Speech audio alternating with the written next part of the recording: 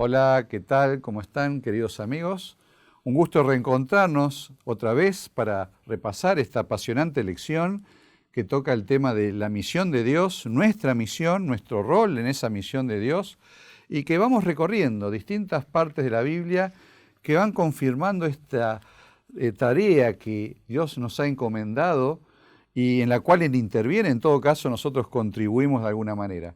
Y tengo la alegría en este momento de presentar a mis dos compañeros del estudio de la lección de esta semana, el pastor y doctor Roy Graff. ¿Qué tal, Roy? ¿Cómo estás? Bien, es un gusto acompañarlos en este programa. La verdad que estamos muy felices de poder compartir el estudio de la Muy bien. Roy es editor asociado de nuestra revista teológica que se llama Dabar Logos, así que es un aporte valioso para nuestra facultad. Y en el caso del pastor Cristian Capalo. ¿Cómo estás, Cristian? Un verdadero placer, como siempre, acompañarlos en este estudio. Muy bien, qué lindo. Los dos tienen familias, tienen hijas. Los dos tienen hijas, me parece. Y Dos yo hijas. también. Tengo tres, o sea, Mirá. todos padres de nenas.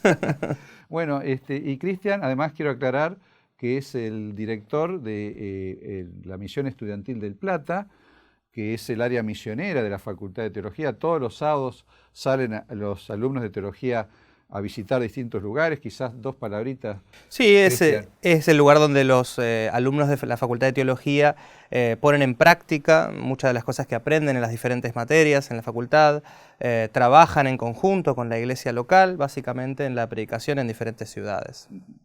Muy bien, así que vamos a iniciar con una oración y le vamos a pedir al pastor Cristian, por favor, que tenga bien guiarnos en la oración. Oremos.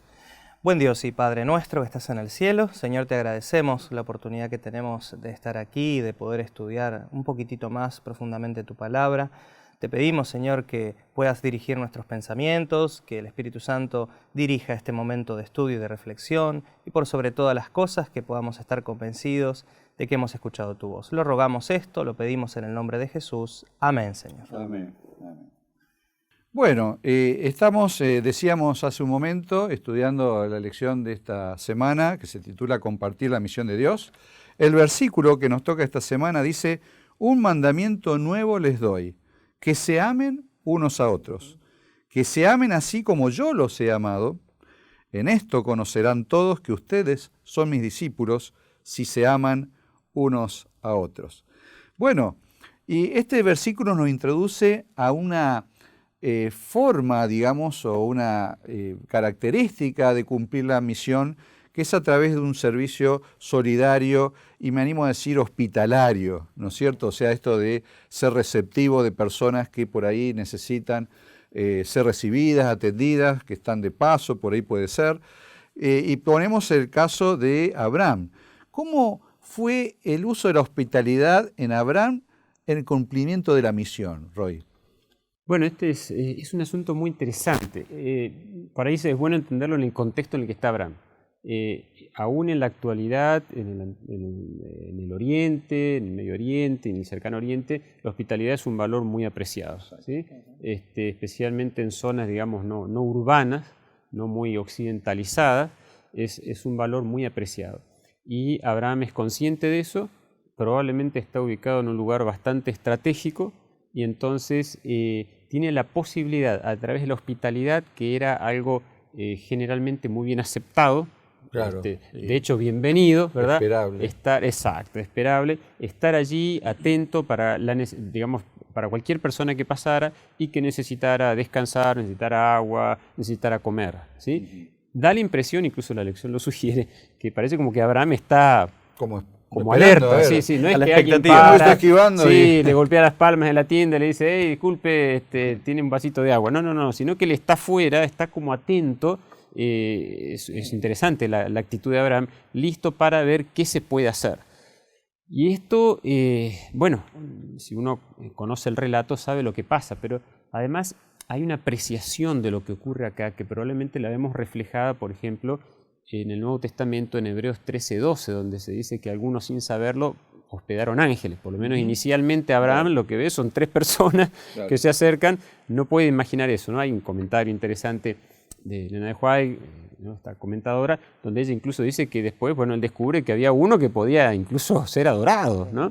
Y bueno, esto tiene una serie de consecuencias. No solamente Abraham cumple la misión, eso se podría haber aplicado a cualquier persona que pasara por allí y que no conocía al Dios verdadero, sino que además funciona bien dentro de los planes de Dios, donde Dios viene a juzgar lo que está pasando en Sodoma y Gomorra, que de algún modo, nos guste o no, también está relacionado con la misión. Claro, sí.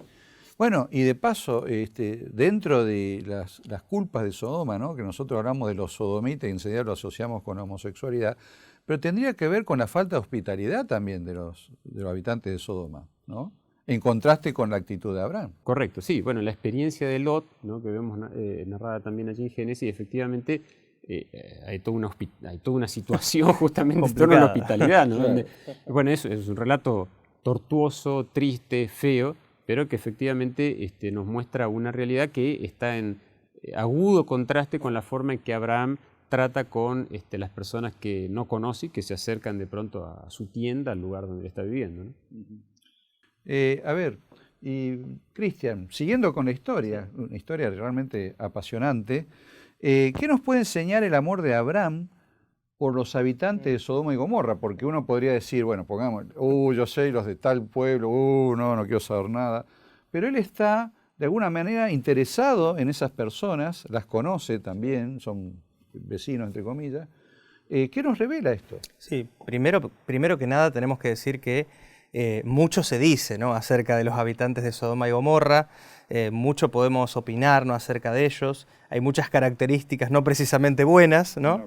Y en todo este cúmulo uno se puede imaginar cómo era vivir en esas ciudades, cómo debía ser vivir en esas ciudades y cómo debía ser relacionarse con esas ciudades, ¿no?, por la cercanía y demás. Y aún así, en el contexto, en el aviso, ¿no?, de la destrucción de Sodoma y Gomorra, nos encontramos con un Abraham que de alguna manera pareciera interceder, ¿no?, por estas personas. En Génesis capítulo 18 dice la palabra de Dios allí en el versículo 23 en adelante, Abraham negocia con Dios y dice, ¿destruirás también al justo con el impío? Quizá haya 50 justos dentro de la ciudad. ¿Destruirás también y no perdonarás al lugar por amor de los 50 justos que estén dentro de él? Lejos de ti hacer tal, que hagas morir al justo con el impío. Y que sea el justo tratado como el impío, nunca tal hagas. El juez de toda la tierra no ha de ser lo que es justo. Y entonces Jehová le responde a Abraham y le dice, si hallar en Sodoma 50 justos dentro de la ciudad, perdonaré a todo este lugar por amor a ellos. Todos sabemos cómo sigue después, ¿no?, la negociación. Sí, pareciera algo muy oriental del regateo, digamos, Regatea. de salvación. Literalmente, ¿no? Que es una costumbre muy arranca con un número un poquitito más representativo, 50, claro, viste, que aún así, fíjate con el número que arranca. O sea, siempre dice que hay que pagar un 30%. Con el número que arranca Abraham te da una idea de lo que debía ser esas ciudades, ¿no? Porque Abraham no tira un número así muy real, como diciendo si hubiera miles, ¿no?, justo. No, arranca con 50, que es un número bastante bajito. Y aún así, sabiendo de las ciudades de las que estaba hablando, regatea hasta lo más mínimo, ¿no?, hasta 10 personas. Si tan solo hubiera 10 justos. Sabemos lo que termina sucediendo, o sea que no había, ¿no?, 10 justos, sí, al final lo en que esas salen ciudades. Son 4 y uno queda transformado. Literal, y de los 4... Sí, no, y bueno. y de los 4 podríamos opinar. Sí, pero no me quiero detener en eso, Jorge, sino básicamente en la actitud de Abraham. Y en cómo Abraham, a pesar de conocer a los habitantes de Sodoma y Gomorra, calculo haber sufrido alguna cuestión, ¿no?, allí en la cercanía y demás, aún así amaba profundamente a esas personas, ¿no? O sea, amaba en un amor, digamos, del entender que Dios también ama a esas personas, ¿no?, y ahora, intercede por ellos. Cristian, yo desde mi perspectiva me parece que la historia de Sodoma y Gomorra es una maqueta de la segunda venida de Cristo, de alguna manera. ¿Qué nos muestra esto? ¿Por qué el amor de Dios tiene un límite? Si esta gente sobrepasó un límite, Dios dijo basta, tipo diluvio, digamos, podríamos poner como otro ejemplo. O sea, Dios es amor, Dios es misericordia, pero hay un punto donde uno ya traspasa esos límites. Y sin duda que hay ejemplos a lo largo de la historia de la humanidad donde ciertos límites, o sea, la misericordia de Dios no tiene límites, pero sí hay momentos en los que la persona tiene que decidir sí o no si va a aceptar esa misericordia, ¿no? Y hay momentos en los que esos tiempos de gracia se terminan, ¿no? Y hay ejemplos a lo largo de la Biblia justamente de eso. Pero básicamente la cuestión es esa, no una limitación en la misericordia de Dios, sino una limitación de tiempo en la aceptación de esa misericordia, ¿no? Y finalmente cada uno termina eligiendo. Sí, y un rechazo no momentáneo, circunstancial, sino sino constante, sí, ¿no? Que es el pecado contra el Espíritu Santo. Exactamente. Muy bien. Y Roy, ¿cómo se relaciona el ejemplo de intercesión de Abraham con el sacerdocio del creyente? Hoy hablamos de que todos somos, ¿no?, el sacerdocio de todos los creyentes. ¿Cómo podemos equipararlo con esta situación de Abraham? Bueno, acá hay por lo menos dos cosas que para mí son importantes destacar. El hecho de que Abraham interceda, ¿sí?, es de algún modo una especie de función sacerdotal. Es un patriarca. Por lo tanto, él tiene una especie de función sacerdotal, digamos, en conexión con su familia, el grupo, digamos, al que él lidera y sostiene. Por otro lado, desde el punto de vista, este asunto del sacerdocio del creyente, a veces nosotros parece que lo conectamos solo con el hecho de que yo puedo ir directamente a Dios, pedir perdón, pero no lo conectamos necesariamente con la misión, con lo misiológico. No. Sin embargo, estrictamente hablando, el concepto es misiológico o misionológico, como se dice también, porque si nosotros vamos al texto más importante del Nuevo Testamento sobre ese asunto, que es Primera de Pedro 2:9, ¿verdad?, donde el texto se hace eco de Éxodo 19, donde Pedro dice: vosotros sois linaje escogido, real sacerdocio, nación santa, pueblo adquirido por Dios. ¿Para qué? ¿Para qué adquiere Dios un pueblo? ¿Para qué ha adquirido Dios un pueblo en el Antiguo Testamento? Para que anunciéis las virtudes de aquel que os llamó de las tinieblas a su luz admirable.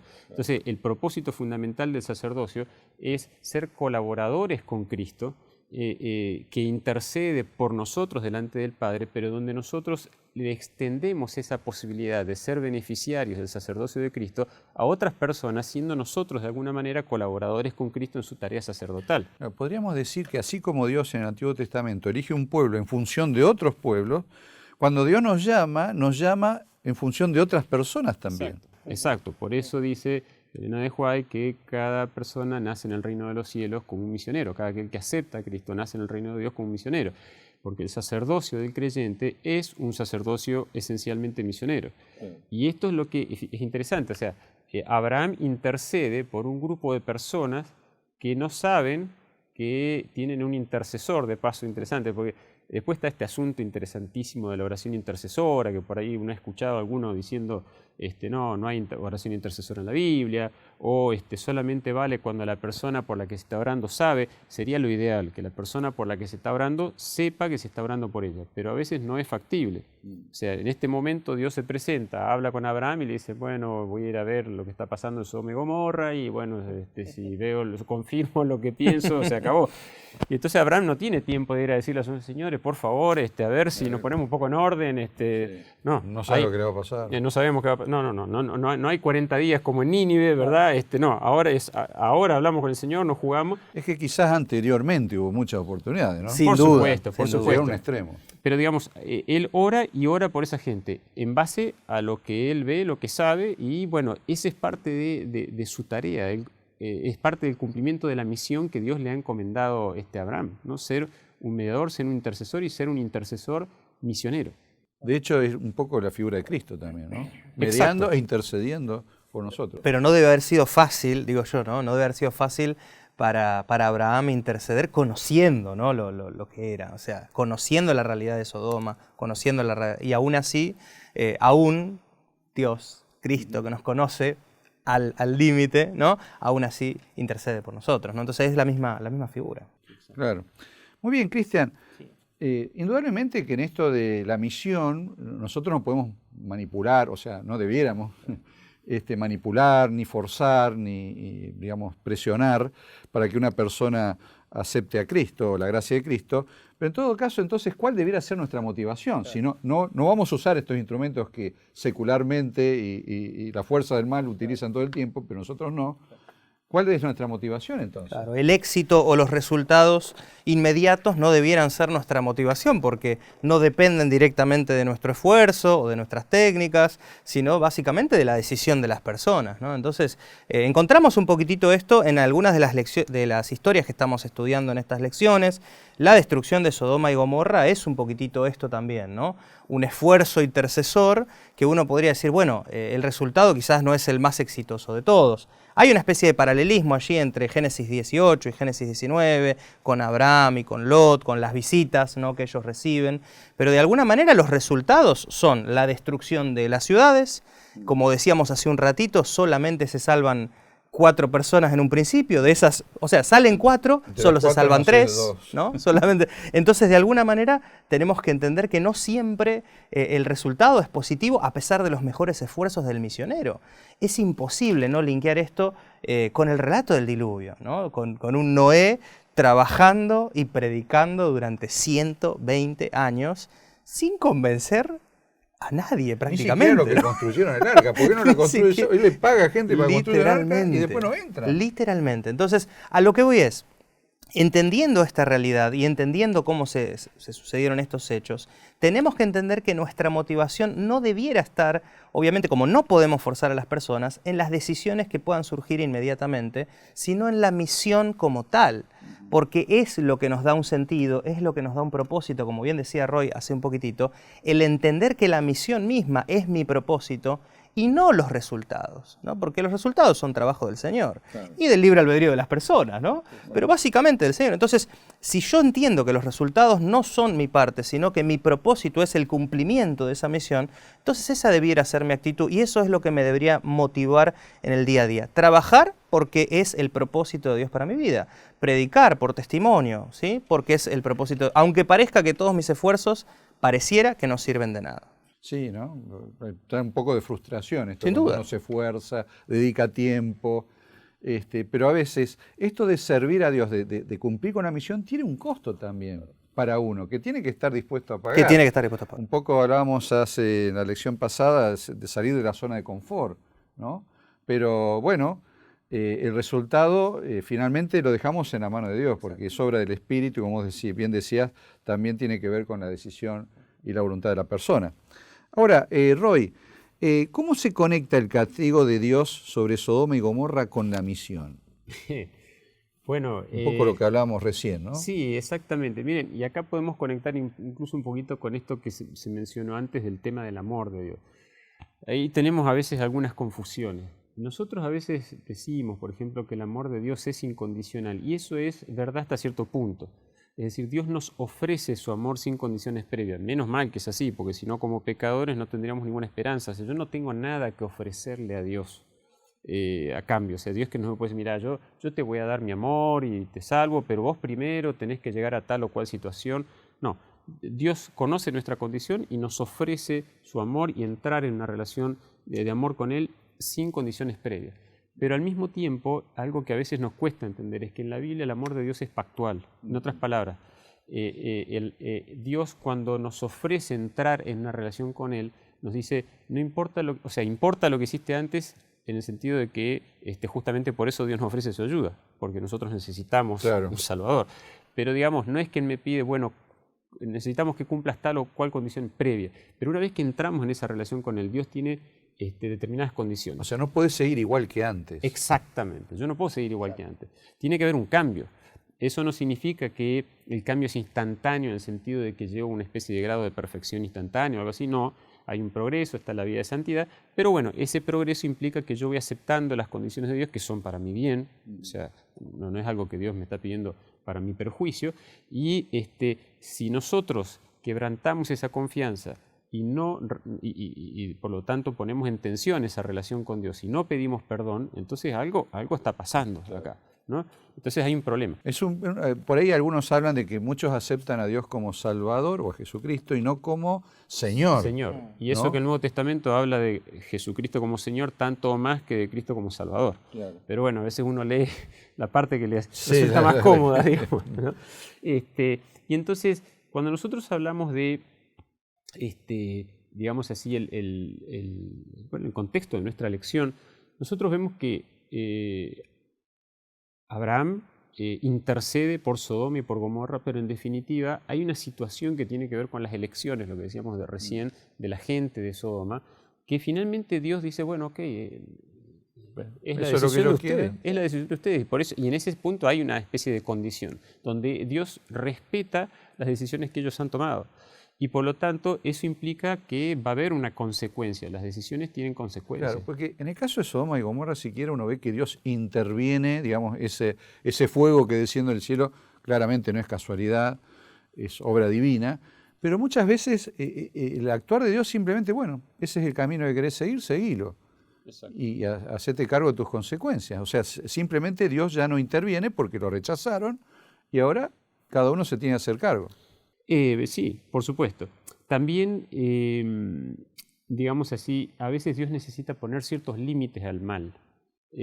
Uno mira Sodoma y Gomorra y no es difícil recordar ciertos pasajes de Apocalipsis 20, ¿no? Donde desciende fuego del cielo, consume. Pero ¿por qué ocurre esto acá y no allá? ¿O por qué ocurre el diluvio en Génesis? Bueno, porque a veces Dios entiende que el problema del mal está cobrando tal magnitud que necesita establecer ciertos límites. Sodoma y Gomorra es un caso paradigmático, claro, que es como que Dios anticipara, por así decirlo, esos juicios y dice, bueno, esto es demasiado, necesitamos poner ciertos límites acá. Está bien, vamos a salvar a los que, ¿no? Era más fácil sacar a los 3 o 4 que estaban ahí que salvar a toda la ciudad por 3 o 4. Pero Dios necesita poner ciertos límites. Y el propósito de eso, en última instancia, aunque nos puede parecer raro, es salvífico. ¿Por qué Dios, uno puede decir, bueno, pero el diluvio arrasó con casi todos menos con una familia? Claro, pero si Dios no hubiera enviado el diluvio, tal vez el conocimiento del verdadero Dios se hubiera extinguido incluso en los descendientes de esa familia. ¿Y de dónde iba a surgir el linaje del Mesías? Claro. Sodoma y Gomorra, por cierto, están en las inmediaciones de donde Abraham vive. De hecho, él tiene un sobrino metido ahí adentro, entonces uno tiene que ir viendo esas conexiones. Y la realidad es que vemos el ejemplo en Sodoma y Gomorra, no todos se salvan porque Dios respeta nuestras decisiones en última instancia. Y ese es un asunto que tenemos que entender. Y en cierto modo es también una especie de manifestación del amor de Dios respetar nuestras decisiones. Ninguna persona que haya elegido perderse estaría feliz en un cielo donde todo es amor a Dios. No, correcto. Sería una tortura, digamos, exacto, ¿no? Y toda una eternidad en un lugar donde él no quiere estar. Bueno, de todos modos, Abraham cumplió con su misión. Sí. Pero, como se dijo antes, lamentablemente hay personas que por ahí no aceptan. Tuvo mucho éxito en otros casos, pero en este caso no. Si nos guiamos por el éxito, si vamos a medir el éxito de Abraham por el resultado aparentemente evangelístico, él hizo su parte. Pero Sodoma y Gomorra, bueno, sus habitantes tomaron sus decisiones. Muy bien. Gracias, Roy. Y Cristian, estaba pensando, hay una frase que escuchamos frecuentemente de que hay que odiar al pecado y amar al pecador. ¿Qué alcance tiene esta expresión a la hora de aplicar este principio en el cumplimiento de la misión? Y pensaba justo en esa frase, en este relacionamiento, ¿no?, complejo que tenía Lot, Abraham, ¿no?, con esta sociedad tan complicada.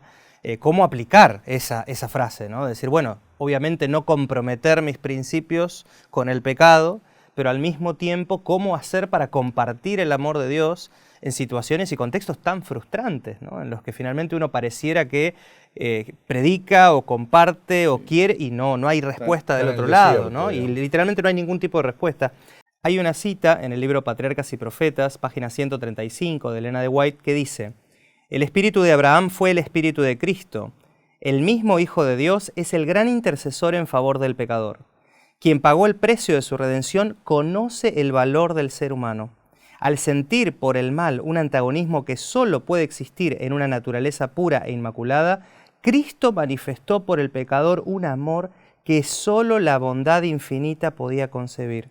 En la agonía de la crucifixión, Él mismo, cargado con el espantoso peso de los pecados del mundo, oró por sus vilipendiadores y asesinos: Padre, perdónalos porque no saben lo que hacen. No hay mejor ejemplo, ¿no?, que el de Cristo, el de no conocer y juzgar a los seres humanos solamente por su accionar inmediato, ¿no?, y aún así interceder por ellos.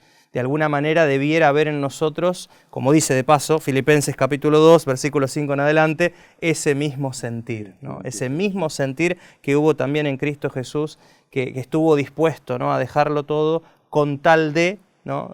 Salvar a las personas. Nosotros no somos salvadores, pero sí somos portadores de un mensaje de salvación, y quizás como consejo práctico, ¿no? Podríamos decir que no debiéramos tampoco nosotros distraernos, ¿no? En toda la maldad o en las malas acciones, sino que podríamos tener en nuestro corazón, en nuestro relacionamiento con las personas, ese mismo sentir que hubo en Jesús. No distraernos por todo lo malo que haya en el medio, sino centrarnos en ese valor de la persona que mencionaba Elena de White, el valor de lo que Jesús estuvo dispuesto a pagar por él. Y tampoco angustiarnos por la falta de resultados, Sin a duda. veces, ¿no?